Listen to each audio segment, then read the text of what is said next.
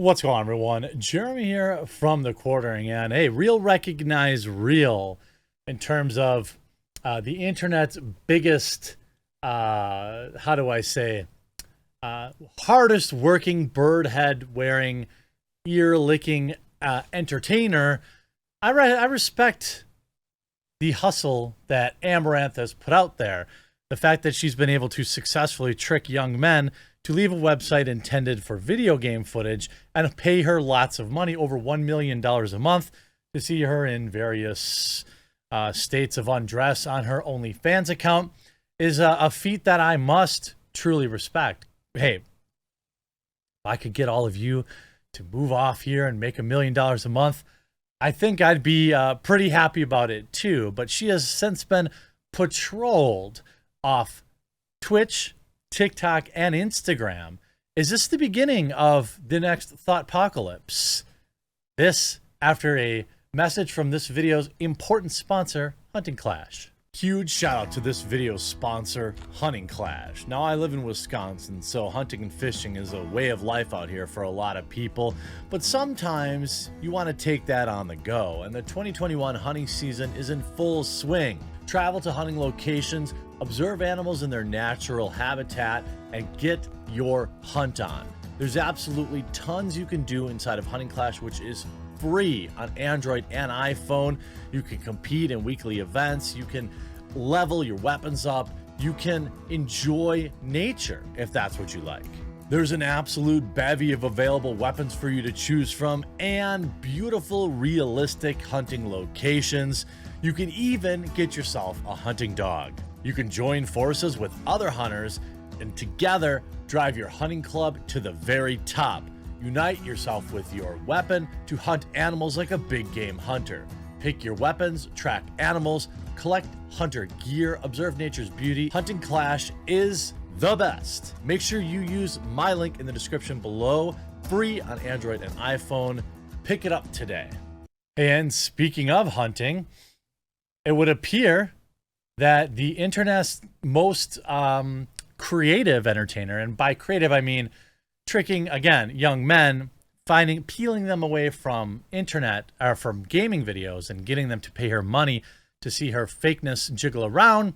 Yesterday afternoon, she'd received her 5th Twitch ban since 2019, tweeting, "Banned everywhere," and then confirmed via a new YouTube video today that she has been banned on Twitch, Instagram, and TikTok. What's interesting to me is that this is somebody who sells their body, and I fully support the hustle. Get your money, but I don't think you're adding a lot of value. But maybe she'd probably say the same thing about me. What I think is interesting is this is the 5th ban. Like, there is no limit of bans on Twitch if you are adored by the right Twitch mods.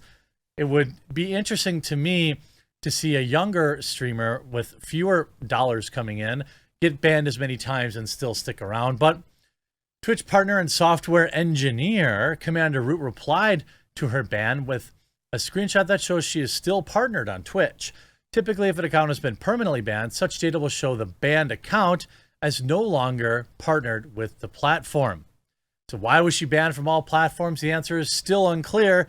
In her YouTube video released today, she said, "I don't know if I'll get Instagram back. I'm trying to see why I even got banned on Twitch. I'm a little confused." Now, certainly, when you have a following of the size of some of these creators, you accumulate many, many haters. And this combined with the Twitch leaks revealing she is in the top 50 earners on Twitch, maybe, you know, somebody has an obsession and mass flagged her down. Although I do find it's pretty interesting that it was Twitch, which we know had to get escalated before the ban could get issued. So it wasn't like this auto trigger thing. TikTok, which probably pretty based for TikTok, and Instagram. She wanted to say sarcastically that her content is family friendly, then insists that she has been super, super tame lately. I even sit in a chair sometimes. While she says she doesn't know the reason for her ban, it's also possible that she may not be allowed to speak on the issue, even if she does know why she was suspended from the platform. Twitch commentator Zach Bussey explains, Most partners can speak about the reason they are suspended. However, some newer deals actually prevent them from talking about any disciplinary action, which I do think is curious, because why wouldn't you be able to then talk about why you were banned on Instagram and maybe TikTok, and not why you were banned on Twitch? I imagine it's for the same type of clip. Given her spicy content on other platforms, it's conceivable that she may have been banned due to the content being too spicy for these social media platforms. For example, TikTok has began cracking down on creators with links to their OF accounts in their TikTok bios, and TikTok told Rolling Stone that we do not allow content that commits, promotes, or glorifies spicy behavior, or allow accounts to attempt to redirect traffic to sites such as OF or Linktree pages that include adult links. This is almost certainly what the situation was. And I've talked about this pipeline for a long time, the kind of the Twitch to OnlyFans pipeline that is frustrating, because I do, and I really mean it. Like, I don't have any problem with this content existing. My commentary has evolved over the years. Maybe I was harsher back in the day, but my content, or my commentary on this content, basically revolves around what I consider to be a predatory tactic, one that is perfectly within the terms of service. But as a man, I'd like to, look out for other men, and I think that they are preyed upon in these sites, where they go and they watch video game stuff, and then they're watching somebody with a bird hat on, and now they're buying into their OnlyFans stuff, and they become addicted to this stuff. It also creates this parasocial relationship that I actually don't think is good for men or women, where these men have this kind of idea that, oh, if I pay this woman I find beautiful money, she'll suddenly care about what I have to say. And in real life, that's not normally how it works. Although I suppose if you have enough money, it generally works. There's always the obligatory 80-year-old weird dude with like a smoking hot 40 or 34-year-old wife. Now, Instagram has a similar policy surrounding that type of solicitation. A Facebook rep explained to Refinery that we don't allow people to share links to spicy websites on Instagram. While OF isn't that type of site, we know it can be used in that way. So we take action on accounts that share OF links when paired with other suggestive content. So that seems like what it is, that Instagram, Facebook are now, and apparently Twitch, are now cracking down on these creators' abilities to mine simps from unrelated content. Again, it's odd that it was so well coordinated, but it must have been some sort of change in Silicon Valley.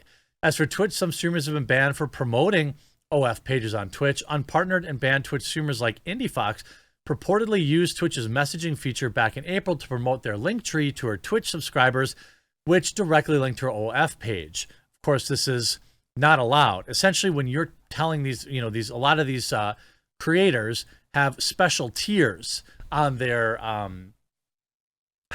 special tiers on their platforms, where you can pay them to do something like specific or suggestive for you directly. Now, to me, this is pretty dang close to the oldest profession in the world. I have no issue with it existing. I would implore my male and female viewers that they save their money and they go out and they go talk to regular people out there. I don't think that engaging with people like Amouranth is doing men any good. But I do respect her hustle for continuing to change the game, essentially being a leader in the tub meta, and then this weird horse mask stuff that's going on, and ASMR, which is just not, how do I put this? Her ASMR is not really ASMR. It's just prawn. I do think it's funny that she doesn't seem to care one single bit. The streamer also ban comes in time for both TikTok and Instagram at the same time, deplatformed everywhere and banned everywhere outside of YouTube. Again, YouTube continues to be pretty based. YouTube continues to allow a lot of creators that run into some problems. For example, to continue to exist. So for all of YouTube's issues, maybe the particular content wasn't shared here. You know, in terms of being able to return to Twitch, that's not out of the question. Other streamers have suffered indefinite or even permanent bans and then come back. I think the multiplicity of times that she's been banned could lead to a permanent ban, but the fact that she makes over $1 million a month on her OF account probably means that it doesn't matter as much. However, what is getting forgotten, and a lot of people pretending this isn't a big deal, is that Twitch is literally her pipeline. It is a absolute playground for finding young, impressionable men with credit cards already on file. Twitch is, you know, an open play field for a lot of women to come in and, you know, turn these dudes into a lot of money. Now, they're doing it willingly. I'm not saying that, but, you know, I'm not saying it should be stopped, although I don't like it. But I think this is a longer term issue for creators who won't be able to basically predate these other platforms to get people off the platform and onto their spicy content, which is what I actually think this is about. So this is probably a sign of a much bigger change that's coming, a potential new ThotPocalypse. I hope you enjoyed this video. We'll talk to you again real soon.